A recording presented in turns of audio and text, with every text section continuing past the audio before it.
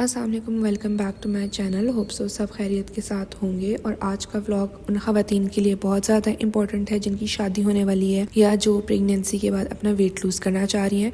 Video को आपने and तक लाजमी देखना है क्योंकि आज के व्लॉग में मैं आपके साथ शेयर करूँगी कि कौन कौन सी डाइट्स चली हुई हैं और उनसे हमारे हेल्थ के ऊपर क्या अफेक्ट्स हो सकते हैं। जब भी कोई डाइट करना चाहता है या डाइट कर रहा होता है तो किसी बहुत रेयर केसेस में ये होता है कि किसी की प्रॉब्लम होती है कि यार उनका वेट जो है वो स्टक होके रह गया है, कम ही नहीं हो रहा। किसी का इशू होता है कि वो उन्होंने वेट लूज़ किया, अगेन जब अपनी नॉर्मल रूटीन पे दोबारा आए, डाइट छोड़ी तो वेट गेन हो गया। किसी का मसला आ रहा होता है कि हेल्थ इश्यूज हो गए हैं, किडनी स्टोन्स हो गए यानी कि जिसे हम पथरी कहते हैं, सर का दर्द रहना हर टाइम, वीकनेस हो जाना। तो वीडियो की तरफ जाने से पहले मैं यही यहाँ पे मेंशन करना चाहूँगी कि जो चीज़ें आजकल मार्केट में आई हुई हैं ये कोई एवं ही आपको बता देता है हवा में, उनको फॉलो करने की ज़रूरत बिल्कुल भी नहीं है। तो ट्रेंडिंग में अगर देखा जाए हमारे पास कीटो डाइट है आजकल, कैलोरीज डाइट है, इंटरमिटेंट फास्टिंग डाइट है।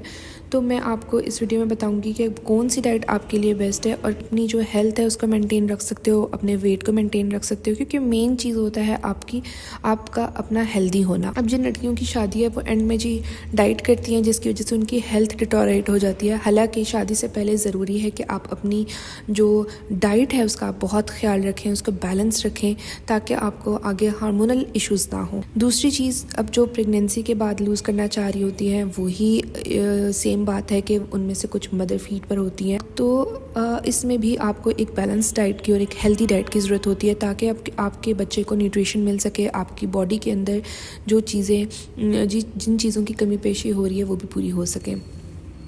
सबसे पहले तो कीटो डाइट है। जिस तरह के कीटो डाइट आपने सुना होगा, उसमें अगर चीज़ों की बात की जाए आप क्या ज़्यादा से ज़्यादा ले सकते हो। इसमें आप गोश्त खाते हो, आप जो हो मछली खाते हो, अंडों का इस्तेमाल करते हो, ड्राई फ्रूट्स वगैरह लेते हो, बटर चीज़ जो डेयरी प्रोडक्ट्स होते हैं वो लेते हो, और इसमें जो कार्ब्स होते हैं वो आप कम कर देते हो। इसी तरह आप वेजेस जो हो वो इसमें लेते हो। तो जो चीज़ें आप छोड़ रहे होते हो जिसमें ग्रेन, सीरियल, आटा वगैरह होता है, वीट जिसे हम कहते हैं, वो भी आप छोड़ रहे होते हो। फ्रूट्स आप सारे छोड़ रहे होते हो एक्सेप्ट बेरीज, वो आप ले रहे होते हो। तो देखें कहीं ना कहीं हमारी बॉडी में कार्ब्स की भी ज़रूरत होती है, लेकिन एक बैलेंस और लिमिटेड अमाउंट में। तो लड़कियां कीटो डाइट को फॉलो करती हैं, उनमें ज़्यादा साइड इफ़ेक्ट्स देखें तो किडनी स्टोन हो जाना, ठीक है। आप जब ग्रीन वेजिटेबल्स बहुत लेते हो, किडनी स्टोन्स का हो जाना उसकी एक मेन रीज़न होती है किसी में कैल्शियम ऑक्सीलेट जो हमारे पास टमाटर में मौजूद होता है उसकी एक्यूमुलेशन से भी आपको किडनी स्टोन्स हो सकते हैं। इसी तरह ब्लड शुगर के एकदम से ड्रॉप हो जाना, ऑब्वियसली बात है आपको ग्लूकोज लिमिटेड अमाउंट में आपकी बॉडी में जा रही है, उससे भी आपको हो सकता है कीटोन्स की फॉर्मेशन हो सकती है, सोने में मसला हो सकता है, नींद का सही ना आना। इसी तरह हेल्थ इश्यूज़ की बात की जाए उसमें आपको मेंटली भी वीकनेस हो सकती है, फिज़िकली अलग वीकनेस होती है, आपका जो हर टाइम सर का दर्द रहना, उसके बाद आपका दिल ख़राब होना, डाइजेस्टिव इश्यूज़ हो सकते हैं जिसमें स्टमक का मसला आ जाना, डिस्टर्बेंस रहना। इसी तरह जब भी अगर आप कीटो डाइट की तरफ जा रहे हैं उस पर प्रॉपर एक पहले रिसर्च करें और देखें कि आपकी बॉडी उसको टॉलरेट कर भी सक रही है या नहीं। आप जो चीज़ें अपनी डाइट में ले रहे हो उनकी एक्सीड लेवल पे अगर आप जाते हो तो क्या आपको प्रोटीन लेवल इफ़ेक्ट तो नहीं कर रहे हैं, क्योंकि इसमें प्रोटीन्स की मिकदार ज़्यादा हो जाती है। इसी तरह अगर अब हम बात करें नेक्स्ट कैलोरी डाइट की, तो इसमें आपको पहले BMI निकालना होता है और जो ऑन रेगुलर बेसिस आपको टारगेट वेट करना है उसके अकॉर्डिंग कैलोरीज रिक्वायर हैं आपने वो लेनी होती हैं। लेकिन फिर वही बात आ जाती है कि कैलोरीज जब आप लेते हो तो हो सकता है या जैसे कि आपने 1200-1100 कैलोरीज फॉर एग्ज़ाम्पल आपने लेनी है, जो टारगेट वेट आपका 59 kg आपने करना है, तो उसमें हो सकता है कि आपके वो बॉडी के अंदर न्यूट्रिएंट्स पूरी ना हो रही हों। इस तरह से आपका जो ख़ास तौर पे जैसे मैंने पहले भी कह चुकी हूँ कि जिन लड़कियों की शादी हो रही होती है या जो लड़कियाँ अपने बच्चों को भी फीड करवा रही होती हैं तो वो बीमार पड़ जाती हैं। तो ये चीज़ें बहुत सेंसिटिव होती हैं।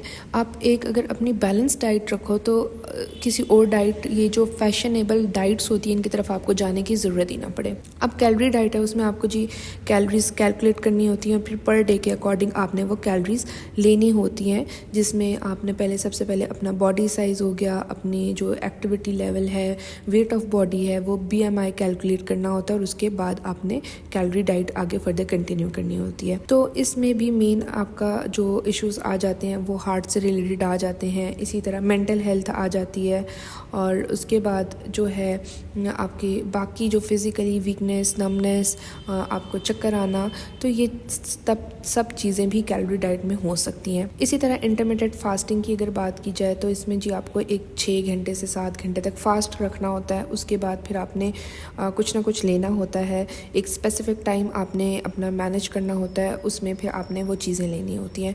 अब वो डिपेंड करता है, कुछ लोग एक डे में 1 मील ले रहे होते हैं, कुछ लोग पर डे में 2 मील्स की तरफ भी जा रहे होते हैं। तो ये जो चीज़ें होती हैं आपको अफेक्ट कर सकती हैं और बहुत गंदा अफेक्ट कर सकती हैं। तो हमारी बॉडी को कुछ, जैसे कि अगर कुछ जॉब कर रही हैं, ठीक है, वो उनकी एनर्जी यूटिलाइज हो रही है, तो उसको उस बॉडी को कुछ ना कुछ देर बाद एनर्जी चाहिए।